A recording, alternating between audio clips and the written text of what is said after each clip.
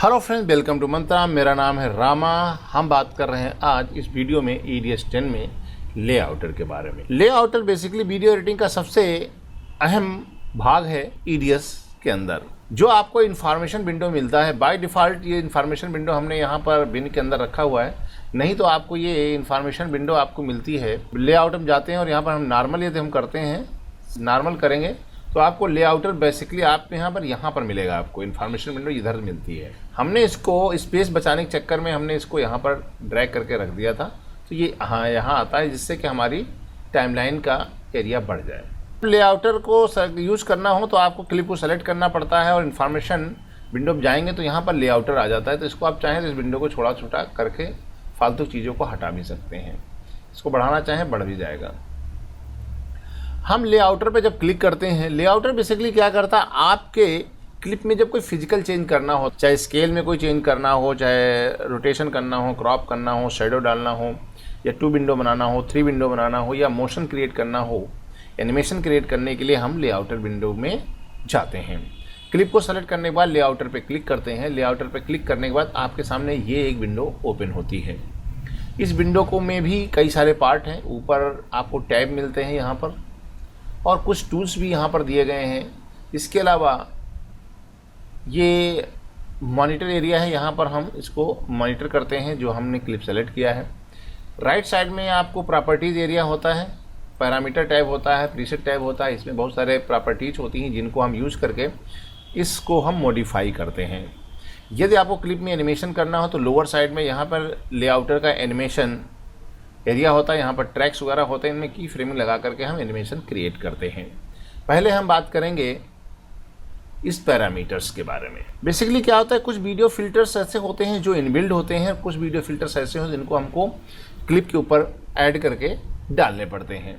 Inbuilt जो effect होते हैं वो आपको यहाँ पर लेआउटर में पैरामीटर एरिया में आपको मिल जाते हैं जब हम यहाँ ट्रांसफॉर्म टैब को सेलेक्ट करते हैं। यहाँ पर 3 टैब आपको मिलते हैं। क्रॉप टैब मिलता है, इसके बारे में हम जब क्रॉपिंग करेंगे तब बताएंगे। ट्रांसफॉर्म है, ट्रैकिंग जो आपको EDS 10 में नया ऑप्शन आया है, इस बारे में भी हम बात करेंगे। यहाँ पर एंकर मोड और चेज मोड दोनों आपको मिल जाते हैं। बाकी यहाँ पर टूल्स पहले से दिए गए हैं, इनके बारे में भी हम बात करेंगे। तो सबसे पहले हम पैरामीटर्स के ऊपर बात करते हैं, फिर हम टूल्स के ऊपर जाएंगे। पैरामीटर में आपको सबसे पहले मिलता है आपको crop, anchor point, position, stretch, rotate, opacity and colour, edge and drop shadow. ये आपको टोटल 8 पैरामीटर्स आपको मिल जाते हैं राइट साइड में। इसमें आप अलग अलग काम टाइम में अलग अलग काम कर सकते हैं। यहाँ पर ऑप्शंस होते हैं, उनके पैरामीटर्स के यहाँ ऑप्शंस रहते हैं। फील्ड्स होती हैं, यहाँ पर आप वैल्यू को फिल कर सकते हैं, परसेंटेज में करना है या नहीं करना है। ये यहाँ बटन पे क्लिक करके आप परसेंटेज या पिक्सल में काम कर सकते हैं। ये ऑप्शन आपको यहाँ पर भी मिलता है, परसेंटेज में काम करना है या पिक्सल में काम करना। तो आप यहाँ से पूरे पैरामीटर्स के पैरामीटर को पिक्सल में या परसेंटेज में बदल सकते हैं। कुछ पैरामीटर पिक्सल में चलते हैं, कुछ परसेंटेज में चलते हैं। इसके राइट साइड में आपको रीसेट बटन होता है। यदि इस पर क्लिक करते हैं, यदि कोई पैरामीटर्स में आपने चेंजेस किए हैं और इस पर रीसेट करेंगे तो आपको डिफ़ॉल्ट पैरामीटर्स आपके ऑटोमेटिक मिल जाते हैं। सबसे पहले हम क्रॉप पे जाते हैं। क्या होता है क्रॉप में, इस बटन पे, ये जो आपको एक ट्रायंगल बटन दिख रहा है, इस पर क्लिक करेंगे तो आपको ये स्लाइडर रूप में भी आपको मिल जाता है। इसको हटाएंगे तो यहाँ पर फील्ड्स मिल जाती हैं। आप मैन्युअली जा करके यहाँ पर टाइप करके दे सकते हैं, या माउस द्वारा इसको हम ऊपर नीचे ऐसे खिसका करके भी इसकी वैल्यू को कम ज़्यादा कर सकते हैं। यहाँ पर 4 प्रकार से क्रॉपिंग कर सकते हैं क्लिप की, left, right, top and bottom. आप चाहें तो यहाँ पे क्लिक करके आप इसकी वैल्यू डायरेक्ट दे सकते हैं, या ऊपर नीचे करके माउस के स्लाइडर द्वारा कर सकते हैं, या इस पर क्लिक करके यहाँ पर स्लाइडर आपको मिल जाता है। यहाँ पर सबसे अच्छी बात होती है, एक बार क्लिक करने पर ये 20% आगे की ओर बढ़ जाता है। आप चाहें तो मैनुअली भी कर सकते हैं। आपको किधर से काटना, जैसे हमने 20-20 दोनों तरफ, चारों तरफ से काट दिया तो ये 20 टॉप, 20 बॉटम, सब तरफ से 20-20% कट गया है। देखिए क्रॉप हो गया है। तो आपको जब भी क्रॉप करना हो तो आप जिधर से भी कि अब क्रॉप करना, तो आप यहाँ से परसेंटेज में करना चाहें, पिक्सल में करना चाहें, दोनों तरफ से आप कर सकते हैं। ये हम फुल HD में काम करें तो 1920 1080 का पिक्सल होता है। तो यदि हम यहाँ पर इसको पिक्सल में कन्वर्ट करेंगे तो पिक्सल में काम करेगा। इसलिए पिक्सल में जाएंगे तो यहाँ आपको ये पिक्सल में मिल जाता है। देखिए पिक्सल के हिसाब से। परसेंटेज में करना चाहते हैं तो परसेंटेज में भी आपको यहाँ दिखाई पड़ता है। तो आप यहाँ मैन्युअली भी कर सकते हैं परसेंटेज के हिसाब से। यदि आप चाहते हैं ये क्रॉपिंग जो है आप यहाँ पर स्लाइडर द्वारा ना करके माउस से करना चाहते हैं तो क्रॉप टैब को ऑन करेंगे। क्रॉप टैब को ऑन करने के बाद आप यहाँ से मैन्युअली क्रॉप कर सकते हैं माउस के द्वारा। ये स्लाइडर ऑटोमेटिक काम करता रहेगा। इसका इम्पैक्ट यहाँ नहीं दिखाई पड़ेगा आपको, यहाँ पर विंडो जो आपका प्लेयर मॉनिटर है वहाँ आपको इसका इम्पैक्ट दिखाई पड़ेगा। क्रॉप टैब में माउस के द्वारा जब हम क्रॉप करना चाहते हैं तब हम माउस को यूज़ करने के लिए हम यहाँ क्रॉप टैब को ऑन करते हैं। वैसे बाय डिफ़ॉल्ट जब इसको यूज़ करना हो तो आप चाहें तो क्रॉप टैब यूज़ करने के साथ साथ इसको दोनों को यूज़ कर सकते हैं, लेकिन जब हम स्केल वगैरह का यूज़ करना चाहें, जैसे छोटा बड़ा करना माउस के द्वारा, हम ट्रांसफॉर्म को ऑन करते हैं। तो ट्रांसफॉर्म में 2D और 3D ऑप्शन भी होते हैं, इसके बारे में हम बात करेंगे अभी इसी वीडियो में बाद में। तो जब भी आपको क्रॉप करना है, जितना क्रॉप करना आप यहाँ से कर सकते हैं, कोई समस्या नहीं है। पूरी क्लिप में पूरी क्लिप में आप इस तरीके से पूरा इम्पैक्ट आपको दिखाई पड़ेगा क्रॉपिंग का। तो हम इसको रीसेट करते हैं, फिर चलते हैं अगले ऑप्शन के ऊपर। अगला ऑप्शन है anchor point. Anchor point basically क्या करता है, आपकी जो इम्पैक्ट होता है, जो आपका ये फ्रेम है किस तरीके से पोजीशन होगा, स्ट्रेच कैसे होगा, रोटेट कहाँ से होगा, इसकी जो है ना पोजीशन के बारे में बताता है। क्या होता है एंकर पॉइंट को जब हम यहाँ सेलेक्ट करते हैं तो यहाँ पर ये आपको एक्स बनता है और वाई बनता है। एंकर पॉइंट आपको यहाँ पर मिलता है बेसिकली इस जगह पे, जो प्लस का निशान है ना, यहाँ पर एक प्लस का निशान मिलता है, ये एंकर पॉइंट होता है। एंकर पॉइंट में क्या बेसिकली होता है अब हम बताते हैं आपको। जैसे हमने इसको पहले 50-50% को थोड़ा सा तो छोटा कर दें तो आपकी समझ में आ जाएगा। हमने स्केल इसकी छोटी कर दी। अब यहाँ पर हम जब इस क्लिप को स्केल करते हैं, देखिए ये सेंटर पॉइंट में स्केल हो रहा है। यदि हम रोटेट करेंगे तो ये रोटेट भी सेंटर से ही हो रहा है। अब होता क्या, जो एंकर पॉइंट यहाँ पर दिया गया है, ये एंकर पॉइंट के कारण ही ये सेंटर से रोटेट हो रहा है और सेंटर से ही ये उसको पोजीशन कर रहा है और सेंटर से ही आपको स्केलिंग करता है। तो यदि हम कंट्रोल बटन दबा करके यहाँ पर प्लस का जो चिन्ह है ना, इसको हम ऊपर कर दें इस तरीके से यहाँ, उसके बाद हम इसको हम रोटेट करेंगे तो ये वहाँ से रोटेट होना शुरू हो जाएगा। देख रहे हैं इस तरीके से। यदि इसी एंकर पॉइंट को हम प्लस का निशान को कंट्रोल दबा के रखें, इस एरिया में लेके जाए, यहाँ पे रख दें, तो ये क्या करेगा, आपका ये पूरी इमेज जो है ना आपको उस एंकर पॉइंट के हिसाब से रोटेट होने लगेगी। ये जो एंकर पॉइंट है इसकी पोजीशन को दिखाता है। इस एंकर पॉइंट के हिसाब से ये पूरी इमेज जो है ना रोटेट होती है, स्केल होती है, पोजीशन होती है। इस एंकर पॉइंट को ही बेस मान करके ही ये पूरा फ्रेम मूव करता है। उम्मीद करते हैं आपको एंकर पॉइंट समझ में आ गया होगा। रीसेट करेंगे तो ऐसे आ जाएगा, देखिए ये सेंटर में आ गया। सबको रीसेट करना है तो सब रीसेट हो जाएंगे एक साथ। यहाँ से देखिए हम इसको 50 कर देते हैं, स्केल को भी रीसेट कर देते हैं। तो ये एंकर पॉइंट की पोजीशन क्या रखनी है, किस तरीके से ये काम करेगा फ्रेम, इस एंकर पॉइंट को पोजीशन करना है तो आपको यहाँ से आप कर सकते हैं। पिक्सल में करना है या परसेंटेज में करना है, इसका सबसे अच्छा तरीका यही होता है, कंट्रोल दबाएं और इस पॉइंट को जहाँ भी आपको रखना है उसको आप ऐसे मूव करके रख दीजिए। उसके बाद आप रोटेट करेंगे ना तो ये रोटेट होगा उस एंकर पॉइंट के हिसाब से। तो ये एंकर पॉइंट की पोजीशन करना है तो आप यहाँ से देखिए पूरे इमेज को जहाँ से करना है उस तरीके से एंकर पॉइंट चेंज होता रहेगा। एक्स में करना है तो आपको लेफ्ट टू राइट होता है और वाई का मतलब होता है टॉप टू बॉटम। तो ये हो गया आपका एंकर पॉइंट। एंकर पॉइंट को हम रीसेट कर देते हैं तो देखिए एंकर पॉइंट के रीसेट करेंगे तो फ्रेम ऑटोमेटिक सेंटर में वहाँ पहुँच जाता है। अब पोजीशन इसमें हो गई है तो पोजीशन को भी हम यहाँ पे सेंट्रलाइज कर देते हैं। पोजीशन क्या होता है, बेसिकली ये फ्रेम आपका कहाँ पर रखना है, लेफ्ट में मूव करना है, राइट में मूव करना है। आप देखिए यहाँ से लेफ्ट में ले जाना है या राइट में ले जाना है, ये सारा कुछ डिसाइड करता है आपकी पोजीशन। जब एनिमेशन हम करेंगे तब आपको इस पोजीशन के बारे में डिटेल में बताएंगे किस तरीके से इसमें हम एनिमेशन करते हैं। तो यदि आपको फ्रेम को पोजीशन देना है तो आप यहाँ से परसेंटेज में या पिक्सल में किसी में दे सकते हैं। जैसे हम चाहते हैं कि ये 20% लेफ्ट में चला जाए तो यहाँ पर हम 20 कर देते हैं। ये राइट में हमने किया है, ये माइनस करेंगे तो ये लेफ्ट में मूव करेगा। तो यहाँ पर हम करते हैं -25 तो सीधा इधर हो गया, +25 करेंगे तो ये इधर चला जाएगा। इसी तरह से टॉप में लेके जाना है, जैसे ऊपर टॉप में ले जाना है तो 25 कर दीजिए तो ये बॉटम में चला जाएगा, और -25 करेंगे तो ये टॉप में चला जाएगा। तो इसका मतलब, कहने का मतलब ये है, जब हम XY में काम करते हैं तो माइनस करेंगे तो लेफ्ट की ओर मूव करेगा, सेंटर पॉइंट लेफ्ट की तरफ जाएगा, प्लस करेंगे तो राइट की तरफ जाएगा आपका फ्रेम। यदि पोजीशन की वैल्यू Y में माइनस है तो ये टॉप की तरफ जाएगा और प्लस है तो बॉटम की तरफ जाएगा। तो आपको ऊपर नीचे करना है तो Y फील्ड में आपको वैल्यू फिल करनी है, और यदि आपको लेफ्ट टू राइट करना है तो X में करना है। माइनस करेंगे तो लेफ्ट में जाएगी, प्लस करेंगे तो राइट में जाएगी। तो इस तरीके से आप इसको परसेंटेज या पिक्सल के हिसाब से इसको हम रोटेट कर सकते हैं। यहाँ पर फ्रेम फील्ड में आप वैल्यू दे करके इसके पोजीशन को चेंज कर सकते हैं। आप चाहें तो माउस से भी इसकी पोजीशन को आप अपने हिसाब से चेंज कर देंगे तो भी आपको यहाँ पर ये दिखा देगा कितना, कहाँ पर आपने कितना माइनस किया है, कितना प्लस में गया, कितना माइनस गया। माउस के द्वारा भी आप कर सकते हैं, लेकिन एग्जैक्ट यहाँ पर इसको वैल्यू देके करेंगे तो एग्जैक्ट सही सलामत जाएगा। इसको कैसे मोशन देंगे, कैसे फ्रेम के साथ, कैसे पिक्सल के साथ कैसे मोशन देते हैं, जब हम की फ्रेमिंग बताएंगे तब हम आपको बताएंगे।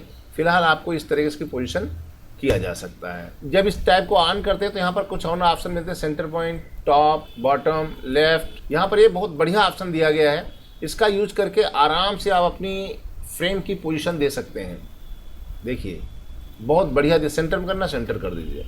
ये बहुत ही बेस्ट तरीका होता है आपकी क्लिप को पोजीशन देने का, इससे अच्छा कोई तरीका नहीं होता है। एंकर पॉइंट का भी पोजीशन आपको यहीं से चेंज होता हुआ मिल जाता है। देखिए एंकर पॉइंट यहाँ ऑटोमेटिक पहुँच जाता है। सेंटर में जाएंगे तो सेंटर मिल जाएगा, राइट में जाएंगे, देखो राइट में पोजीशन। अब यहाँ रोटेट करेंगे तो आपको एंकर पॉइंट यहीं से रोटेट होगा। देखिए एंकर पॉइंट कहाँ पर है, इस जगह पे। तो यहाँ से एंकर पॉइंट डिसाइड कर सकते हैं और उसके साथ ही ये इमेज भी आपकी मूव हो जाएगी। जिधर आपको रखना है उधर आप रख सकते हैं। टाइटल शेप में रखेंगे तो टाइटल शेप के हिसाब से मूव करेगा। देखें टाइटल शेप में ये लेफ्ट राइट सेंटर को पोजीशन दे देगा। ये बहुत बढ़िया ऑप्शन होता है आपकी क्लिप की पोजीशन देने के लिए। आप यहाँ से करीब 9 प्रकार से पोजीशन दे सकते। सेंटर में है, ये 3 इधर हैं, top left, top centre, top right, left में सेंटर, लेफ्ट में सेंटर, राइट में lower left, lower right, lower centre और सेंटर। ये ऑप्शन है, इनमें आप किसी को भी लेकर के पोजीशन कर सकते हैं इमेज को बहुत बेहतर तरीके से। आपको कोई की फ्रेमिंग देने की जरूरत नहीं, आप इसी का यूज करके कर सकते हैं। अगला ऑप्शन होता है स्ट्रेच का। स्ट्रेच में क्या होता है भी आपके सामने ऑप्शन होता है यहाँ पर प्रिजर्व फ्रेम। जैसे हम यहाँ स्केल करते हैं एक्स में तो देखिए वाई भी आपको साथ ही साथ मूव कर रहा होता है। तो हम इसको हटा देते हैं तो आप केवल एक्स करेगा और केवल वाई करेगा। दोनों को साथ करना है तो प्रिजर्व फ्रेम एस्पेक्ट रेशियो पर क्लिक करेंगे और इसको रीसेट कर दीजिए, इसको स्केल करिए तो ये दोनों तरफ से बराबर इसकी स्केल को छोटा बड़ा करेगा। यहाँ पर क्या है, ये देखिए ये फुल कर देगा। यदि यहाँ पर हमने 50% कर दिया, दोनों 50 हो गए, इसको हटा देते हैं तो हम टॉप करेंगे, देखिए इस तरीके से हो जाएगा। बॉटम करेंगे तो ये हो जाएगा। यहाँ पर आपको हॉरिजॉन्टल या वर्टिकल में कुछ आपको फुल करना है केवल, तो आप यहाँ पर एक बहुत बढ़िया ऑप्शन ये दिया गया है। यदि आपको प्रिजर्व करेंगे तो पूरा ही हो जाएगा, दोनों तरफ एक साथ काम करेगा। प्रिजर्व नहीं करते हैं तो इसको 50 करेंगे तो प्रिजर्व हटा देंगे तो यहाँ पर लेफ्ट से कर लेंगे, लेफ्ट राइट में फुल स्क्रीन चला जाएगा और ये आपको ऊपर चला जाएगा एक्शन वाई में पूरा। इसको हम फिलहाल 50 करते हैं। यहाँ पर भी आपको पूरा सेंटर में करने के लिए है, एक साथ दोनों तरफ चारों तरफ बढ़ाना है तो यहाँ पर एक ऑप्शन होता है फुल करने के लिए। यदि आपने कोई भी चीज़ यहाँ पर छोटी बड़ी कर रखी है और आपको फुल सेंटर एक साथ में चाहिए तो ये एग्जैक्ट इस पर क्लिक करेंगे, सीधा ये फुल स्क्रीन में आ जाएगा। तो यहाँ पर ये ऑप्शन है आपके सामने, ये आपको मिल जाते हैं। रोटेट करने का ऑप्शन यहाँ पर है, कितने डिग्री पे आप किसी इमेज को रोटेट। अब देखो यहाँ पर ये हमने 50 किया, ये नहीं हुआ।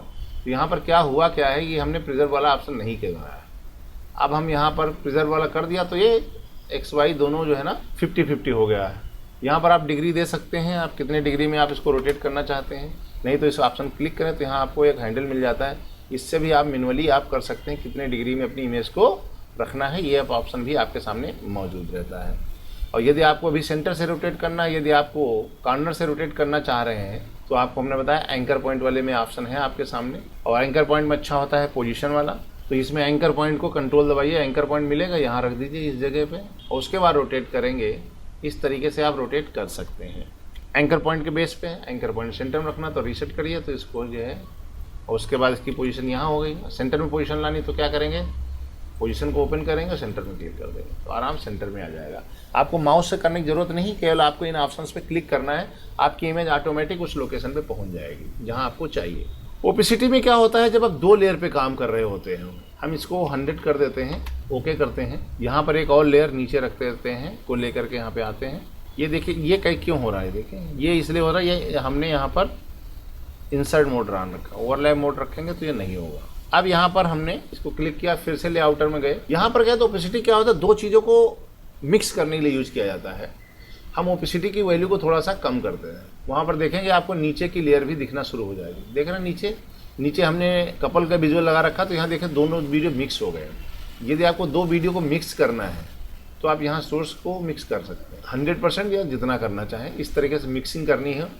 ऊपर वाली लेयर की ओपेसिटी को कम करना, तो नीचे वाली लेयर भी आपको दिखने लगेगी, तो हम ओपेसिटी की वैल्यू को कम ज़्यादा करके 2 लेयर को मिक्सअप कर सकते हैं। यदि आप चाहते हैं कि बैकग्राउंड कोई और आ जाए, बैकग्राउंड साथ मिक्सअप करना चाहते हैं, तो बैकग्राउंड को आप यहाँ पर वैल्यू दे दीजिए और बैकग्राउंड का कलर चेंज कर दीजिए, तो आप ये वीडियो आपको बैकग्राउंड के साथ मिक्सअप हो जाएगा। इसके साथ मिक्सअप हो जाए बैकग्राउंड के साथ भी। यदि इसको हम 100 कर देंगे तो केवल बैकग्राउंड के साथ में मिक्सअप होगा, तो सोर्स के साथ भी होगा बैकग्राउंड। इसमें और ऑप्शंस यहाँ पर देखेंगे। सो यहाँ पर स्लाइडर आपको मिल जाते हैं, जिसको आपको जितना करना चाहिए उतना आप कर सकते हैं। अब यहाँ पर क्या है, बैकग्राउंड हमने 100 कर दिया है, तो आपका जो सोर्स वाली फाइल जो हम करेंगे, तो आपको यहाँ पर जो नीचे लेयर रखी वो नहीं दिखाई पड़ेगी, यहाँ बैकग्राउंड ही हो जाएगा। बैकग्राउंड को कम करेंगे तो नीचे वाला दिखाई शुरू करना पड़ेगा, दिखाई हो जाएगा। बैकग्राउंड 100 किया, फिर इसकी ओपेसिटी कम करेंगे तो कलर में ये मिक्सअप हो जाएगी। तो आप वीडियो को 2 लेयर के साथ में मिक्स करने के लिए हम यहाँ ओपेसिटी का यूज करते हैं। आप चाहें तो इसमें बैकग्राउंड यूज कर सकते हैं। बैकग्राउंड की वैल्यू को यदि हमने 100 कर दिया तो बैकग्राउंड रहेगा, इसको हमें बैकग्राउंड की वैल्यू ही ओपेसिटी कम कर दो तो ये बैकग्राउंड आपको नहीं दिखाई पड़ेगा। तो आपको नीचे लेयर जो आपने दिखाई पड़ी है वो दिखाई पड़ेगी इसके साथ मिक्स करने के लिए। इसके बाद आ जाती है एज के बारे में। एज बेसिकली क्या होता है, किनारा होता है। इसको हम स्केल को थोड़ा 50% स्केल कर देते हैं, तब आपको यहाँ पर दिखाई पड़ेगा। अब ऊपर वाली लेयर पे हम एज पे जाते हैं। एज में आपके सामने 3 ऑप्शन मिलते हैं। कलर कौन सा लेना है, और कलर के साथ अब इसको हम वैल्यू दे देंगे। देखिए कुछ वैल्यू बढ़ा देंगे, पिक्सल्स की, कितने पिक्सल के बनाना बॉर्डर, तो इस तरीके से बॉर्डर आपका एजेस में बॉर्डर बन जाएगा। सॉफ्टनेस करनी है तो यहाँ पर एक सॉफ्टनेस भी क्रिएट हो सकती है, जैसे आप करना चाहें तो इस तरीके से। कभी कभी क्या होता है, बैकग्राउंड को मिक्स करने के लिए हमको इसका यूटिलाइज करने की आवश्यकता पड़ जाती है। यहाँ आपको आउटसाइड में करना है या इनसाइड में करना है। इनसाइड करेंगे तो इनसाइड में ये बॉर्डर आपको सॉफ्टनेस दिखाई पड़ेगी। सॉफ्टनेस हटाएंगे तो आपको बॉर्डर इनसाइड में आ जाएगा। राउंड कॉर्नर करना है तो ये आपको हल्का सा ये राउंड दिखाई पड़ेगा। सॉफ्ट हटाएंगे तो आपको समझ में आएगा। देखिए सॉफ्ट यहाँ पर ये जो राउंड कॉर्नर है, इसको हटा देंगे तो ये ऐसे कॉर्नर होते हैं। देखिए तो सब बड़ा करें तो आपको समझ में आएगा ये इस तरीके से। यदि हम यहाँ राउंड कॉर्नर हटा देंगे तो इस तरीके से आता है। यदि राउंड कॉर्नर करना चाहें तो इसको क्लिक करेंगे तो ये जो है बॉर्डर का कॉर्नर जो है राउंड हो जाएगा। सॉफ्टनेस करेंगे तो सॉफ्टनेस इस तरीके से आपका बन जाएगा। अलग अलग आपकी ज़रूरत के हिसाब से सॉफ्टनेस वगैरह करनी है तो आप इस तरीके से भी कर सकते हैं, कोई समस्या नहीं है। इनसाइड आउटसाइड बोथ दोनों तरफ मिक्सअप करना है तो आप इस तरीके से उसको यूटिलाइज कर सकते हैं। ये भी एक तरीका है। किस तरीके से आपका ये वीडियो में आपका सॉफ्टनेस क्रिएट करना चाहते हैं एजेस में, तो आप एजेस ऑप्शन का यूज करके कर सकते हैं। हम इसको यहाँ पर देते हैं, सॉफ्टनेस को हटा देते हैं, कॉर्नर हटा देते हैं, फिर थोड़ा सा बॉर्डर आपको यहाँ पर रहेगा। बॉर्डर को भी हटा देते हैं। अब यहाँ पर हम बात करेंगे ड्रॉप शैडो। अगला ऑप्शन है ड्रॉप शैडो का। ड्रॉप शैडो का मतलब होता है एजेस जो होती है चारों तरफ आती है इस तरीके से, ये चारों तरफ बराबर होती है। ड्रॉप शैडो में क्या होता है, ये चारों तरफ बराबर नहीं आती, एक एंगल में ही ड्रॉप शैडो आती है। जैसे लाइट पड़ती है ना तो ड्रॉप शैडो अलग होती है। इसको हम हटा करके इसको ऑन रखें और इनेबल ड्रॉप शैडो पे क्लिक करेंगे तो यहाँ पर जब क्लिक करेंगे देखिए हमें ब्लैक कलर की शैडो आ रही होगी यहाँ पे इस जगह पे। इसको हम क्या करते हैं, थोड़ी सी डिस्टेंस दे दें इस तरीके। देखिए यहाँ पे आई, जिस एंगल में देंगे उस एंगल में इसकी ओपेसिटी को कम ज़्यादा करके इसके कलर को आप चेंज कर सकते हैं। हम कोई और कलर ले लेते हैं, ग्रीन ले लेते हैं, जो शायद यहाँ पर आपको दिखाई पड़ेगा। तो हम इसकी डिस्टेंस कितनी डिस्टेंस पे रखना है ये डिसाइड कर सकते हैं। एंगल किस एंगल पे ये दिखाई पड़ेगी ये आप यहाँ से डिसाइड कर। यहाँ पर ऑप्शन आपके सामने होता है, किस एंगल में आपको उसको ड्रॉप शैडो रखनी है वो आप यहाँ पर बता सकते हैं। इससे कई बार बहुत अच्छे इफेक्ट क्रिएट किए जाते हैं। जनरली टेस्ट में ड्रॉप शैडो लगाने के लिए बहुत अच्छा काम करता है ये। सॉफ्टनेस रखनी है या नहीं, जैसे सॉफ्टनेस में भी ड्रॉप शैडो में सॉफ्टनेस करना चाहे कर सकते हैं, नहीं करना चाहते तो इसको भी आप हटा सकते हैं, 0 कर सकते हैं। ओपेसिटी कम ज़्यादा रखनी है ड्रॉप शैडो तो इस तरीके से शैडो को भी आप ओपेसिटी में कम ज़्यादा कर सकते हैं। डिस्टेंस आप अपने हिसाब से मेंटेन कर सकते हैं। तो ये यहाँ पर ऑप्शंस आपके रहते हैं, जो 8 ऑप्शन हैं जो आपकी वीडियो को, क्लिप को या फ्रेम को मॉडिफाई करने के लिए ऑप्शन देता है। आप उसको क्रॉप कर सकते हैं, उसके एंकर पॉइंट को चेंज करके उसकी पोजीशन को या रोटेशन को या स्ट्रेच मतलब स्केल को, ओपेसिटी, एजेस और ड्रॉप शैडो, इतना ऑप्शन लगा करके अपने वीडियो को आप सजा सकते हैं, 2 विंडो बना सकते हैं, उसकी पोजीशन चेंज कर सकते हैं, उसको रोटेशन चेंज कर सकते हैं, उसको क्रॉप कर सकते हैं। तो ये सारे ऑप्शन आपके पैरामीटर्स में उपलब्ध रहते हैं जिसके बेस पे हम काम करते हैं इस लेआउटर में। इसके अलावा आपके पास कई और ऑप्शन यहाँ पर राइट साइड में दिए गए होते हैं। अभी हम आपको बता रहे हैं ये एरो है, ये स्केल है, छोटा बड़ा करने के लिए आपको ये जूम करने के लिए ऑप्शन होता है। हैंड से क्या होता है, आप इसको आराम से बड़ा छोटा करके यहाँ से ऊपर या नीचे करके देख सकते हैं। तो कोई इमेज बड़ी हो रही है तो उसको हैंडल करना हो तो आप इसको आराम से हैंड टूल के द्वारा कर सकते हैं। ये आपको जूम इन जूम आउट करने के लिए यूज़ किया जाता है। स्केल तो आपको हाई है किसी कंटेंट को एडजस्ट करने के लिए। ये ऑप्शन अभी एक्टिव होंगे तो हम आपको बताएंगे ये ऑप्शन में क्या क्या किया जाता है। ये 2D होता है। 2D में क्या होता है, एक ऑप्शन होता है स्टेज में केवल आपको स्केल करने में या रोटेट करने में केवल आपको एक ही ऑप्शन मिलता है। जैसे आप 3D कर देते हैं तो यहाँ पर आपको स्केल करने के लिए 3 ऑप्शन मिल जाते हैं। तो इस पर कैसे काम करेंगे 3D के साथ, हम 3D का एनिमेशन करेंगे तो हम आपको बताएंगे किस तरीके से इसका यूटिलाइजेशन किया जाता है। जब 3D का काम करते हैं तो ये इमेज इस तरीके से रोटेट कर सकते हैं आप, ऐसे देख रहे हैं। या और कई तरीके हैं यहाँ पर 3D मोशन में, इस तरीके से आप अपनी इमेज को रोटेट कर सकते हैं, कहीं भी पोजीशन किया जा सकता है इस तरीके से। तो इस तरीके से आप 3D का यूज़ करके आप अपनी इमेज को 3D का लुक दे सकते हैं। ये ऑप्शन क्या होता है, आपके फ्रेम के ऊपर जो रेक्टेंगल बॉक्स और ये आपको टाइटल सेफ एरिया दिखता है, इससे क्या होता है सेंटर पॉइंट और आपके वीडियो को पोजीशन देने के लिए बहुत हेल्प मिल जाती है।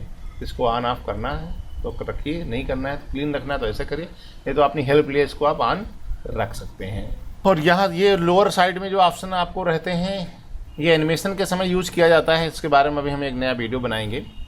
और यहाँ पर हम आपको जब एनिमेशन में काम करेंगे तब आपको हम ट्रैकिंग, क्रॉपिंग, 3D और लेआउटर एनिमेशन के बारे में बात करेंगे अगले वीडियो में।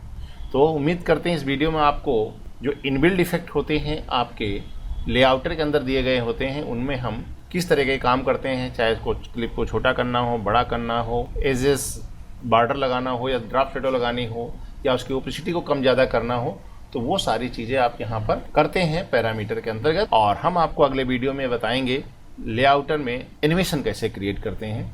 हम आपके लिए लेकर के आएंगे अगला वीडियो जिसमें हम बात करेंगे लेआउटर में एनिमेशन कैसे क्रिएट किया जाता है। तब तक के लिए रामा की राम राम।